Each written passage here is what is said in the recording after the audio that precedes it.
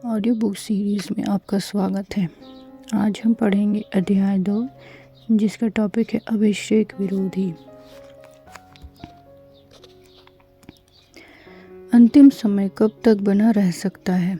मान लीजिए कि यह आपकी अंतिम घड़ी है। आप क्या कर रहे होंगे, वहाँ चिंताजनक तैयारियों की कैसी हलचल होगी। पर मैं आपको बताऊं, यह अंतिम समय है। छोटे बच्चों, यह अंतिम समय है।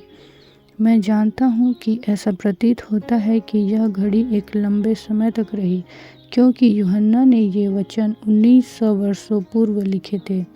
परंतु यह तथ्य आपको भरमाने ना पाए। एक बात के लिए हम निश्चित हो सकते हैं, यदि यह अंतिम समय था, तब तो निश्चय ही यह अभी है। यदि यूहन्ना आज लिख रहा होता, तो संभवतः वह यह लिखता, छोटे बच्चों, यह अंतिम घड़ी का अंतिम क्षण है। जब यूहन्ना ने यह पद लिखा, तब वह हमारी नहीं, परमेश्वर की घड़ी देख रहा था। उसके हाथ अकड़ नहीं गए थे। पृथ्वी के समय मापने के यंत्र या तरीकों से यह कैसे नापा जाए कि परमेश्वर का अंत समय कब तक चलेगा? हम तो एक बात जानते हैं कि हम नहीं जानते कि इस अंत समय के हम कितने निकट हैं। यीशु ने मत्ती 24:36 में कहा, उस दिन और उस घड़ी के विषय में कोई नहीं जानता। फिर भी यह तो स्पष्ट है कि हम प्रत्येक दिन अंत समय के अति निकट हैं। पौलुस ने भी इसे इस प्रकार से देखा, और समय को पहचान कर ऐसा ही करो, इसलिए कि अब तुम्हारे लिए नींद से जाग उठने की घड़ी आ पहुंची है।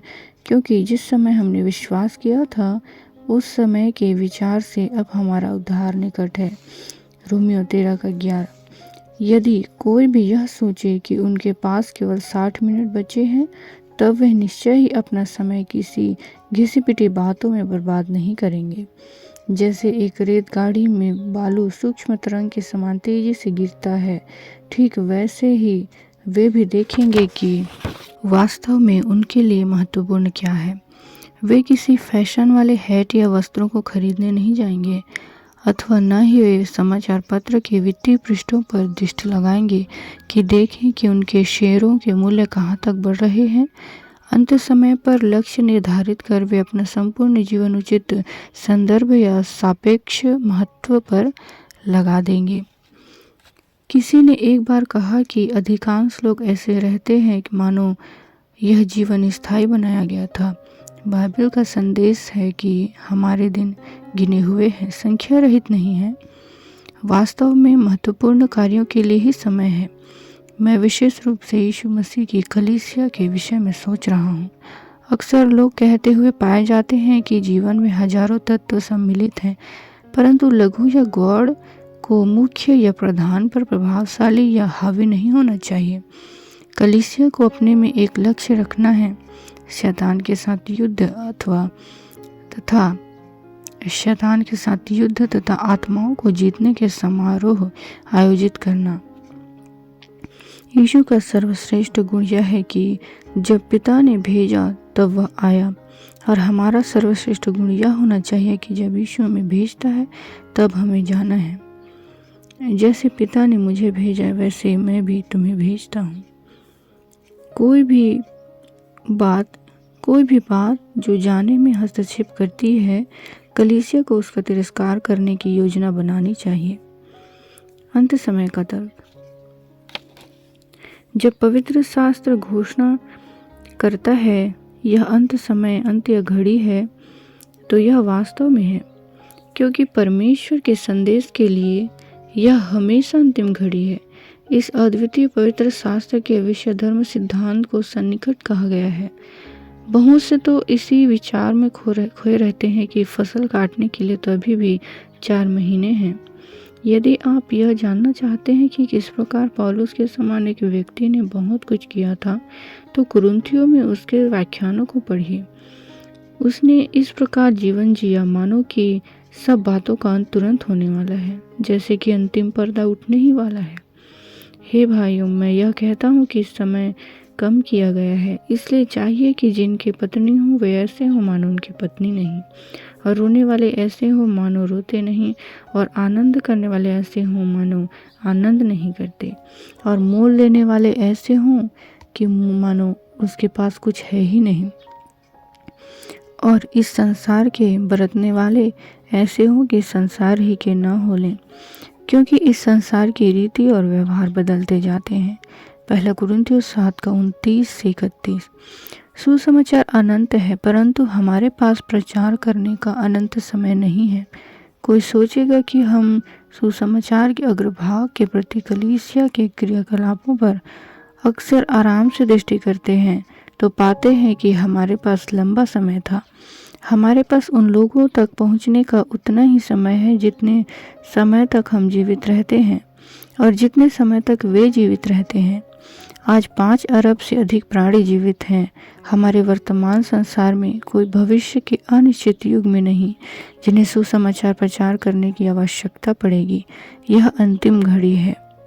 भागो, यह निश्चय करने के लिए कि उड़ाऊ पुत्र का घर में ठीक से स्वागत होगा। पिता भागा गया, दौड़ा, क्योंकि पवित्र आत्मा ने मेरी आत्मा को इस अभिप्राय से अभिप्रेरित किया है। यह अंतिम घड़ी है, इसलिए मैं भी भागना चाहता हूँ। विश्व की वायुयान सेवाओं ने मुझे एक अच्छा ग्राहक माना है। पौलुस के यूनानी शब्दों में एक मनपसंद शब्द था, स्पाउड, जिसका अर्थ है जैसे मनुष्य सबसे आगे निकलने के लिए भागता है तब वह गर्दन को आगे बढ़ाता है। इसका अनुवाद किया गया, धैर्य रखें, बुद्धिमान बने, ईमानदार हों, उत्साही बने रहें, आगे बढ़ें। बहुत सी कलीसियाएं अत्यंत सक्रिय हैं, परंतु क्या करते हुए सक्रिय हैं? प्रभावशाली ढंग से प्रासंगिक दिखाई देने का एक तरीका है सांसारिक मामलों के साथ खेलना, उन्हीं में समय गंवाना, परंतु एक मर रहे संसार तक सुसमाचार ले जाना सच्ची प्रासंगिकता है। जब नरक की आग फूट पड़ी हो तब अपने समस्त विचार व्यक्तिगत आत्मिकता के लिए देना ठीक उन फायर ब्रिगेड के सदस्यों के समान है जो आग लग जाने की सूचना प्राप्त करने के उत्तर देने से पहले दाढ़ी बना रहे हों। हम अपने सिद्धांतों पर खड़े रहकर वर्षों बिता सकते हैं, जबकि हम अपनी कलीसिया के झगड़ों एवं मनमुटावों को न्यायोचित ठहरा रहे होते हैं। सुसमाचार प्रचार सब बातों से बढ़कर है। अनंत काल नरक की लपटों से मनुष्यों को खींच कर निकालना। यह ईश्वरीय आदेश प्रभु ने यूं ही नहीं दिया था। स्वयं परमेश्वर संकट के द्वारा प्रेरित हुआ था, जिसमें मानव जाति मसीह के बिना खड़ी दिखाई देती है। कलवरी उसका आदेश सूचक था। और मेरी और भी भेड़ें हैं जो इस भेड़शाला की नहीं, मुझे उनका भी लाना अवश्य है। मेरा शब्द वे सुनेंगी, तब एक ही झुंड और एक ही चरवाहा होगा। यूहन्ना 10:16। इम्माउस के मार्ग पर यीशु ने अपने शिष्यों से कहा, क्या अवश्य न था कि मसीह ये दुख उठाकर अपनी महिमा में प्रवेश करे? ठीक ऊपर के समान मसीह के कथन में यूनानी शब्द डेई उपयोग हुआ है। शब्द का अर्थ यह नहीं कि उसके लिए दुख उठाना सही या उपयुक्त था, परंतु यह कि उसे ऐसा करना था, यह कि उसमें यह करने को निहित था। परमेश्वर जो क्रूस तक गया, इसलिए ऐसा नहीं किया कि हमें हमारे आराम के समय के लिए एक आदत या दिलचस्पी दे। हमारा प्रभु इसलिए नहीं मरा कि कलीसिया के कुछ लोगों को कोई छोटा काम सौंप दे। उसने हमें आज्ञा दी कि प्रत्येक प्राणी को सुसमाचार सुनाए। इस कार्य में हम सबकी आवश्यकता है। हम अपने आप को धोखा देंगे और परमेश्वर के वचन के सच्चे अर्थ को खो देते हैं। यदि हमने सोचा होता कि यह अंतिम घड़ी हमारे ऊपर नहीं थी, यह कहना व्यर्थ है। परमेश्वर की अंतिम घड़ी एक लंबा समय है, इसलिए जल्दबाजी क्यों करें? हमारे पास केवल आज है। शब्द के सबसे गहन अर्थ में यह अंतिम घड़ी है। यूहन्ना इसे शताब्दियों पूर्व लिख सकता था, परंतु वह सही था। उसकी प्रेरणा में कोई हिचकी लेना नहीं था। यह किसी के लिए अंतिम घड़ी है जिसकी पैर की अंगुली के नाखून पूर्व में ही अनंत के रसातल में लटके हों। यह अनेक स्थान में अवसर की अंतिम घड़ी है। यह प्रभु की आज्ञा मानने की संभावना की अंतिम घड़ी है, जब उसने कहा तुम समस्त संसार में जाओ। यह यीशु के वापस लौटने से पूर्व की अंतिम घड़ी है। समय के द्वारा भुगतान किया।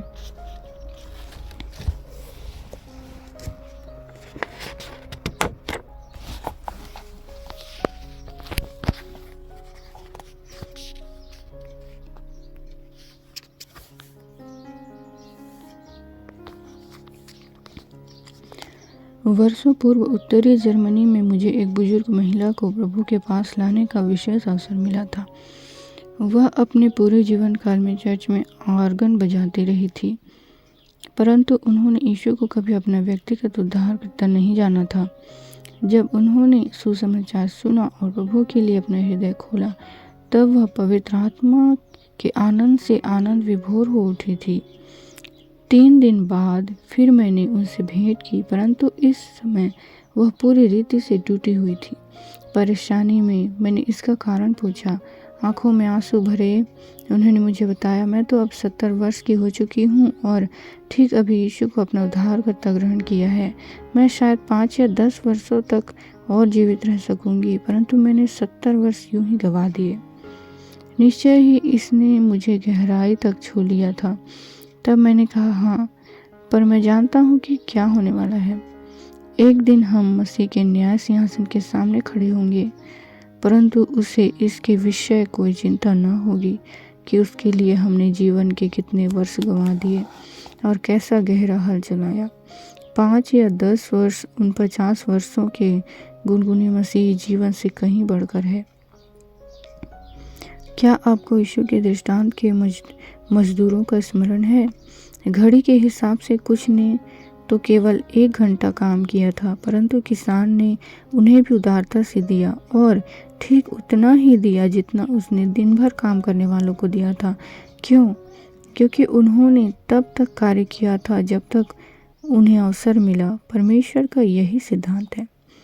यदि कोई इस बात से चिंतित है कि जब उन्हें कटनी के समय यीशु की ओर होना चाहिए था तब वे न रह सके थे, तो इसका उत्तर है कि इसे फसल के स्वामी प्रभु के हाथ में छोड़ दें। आंसू बहाकर समय व्यर्थ न गवाएं। इसी क्षण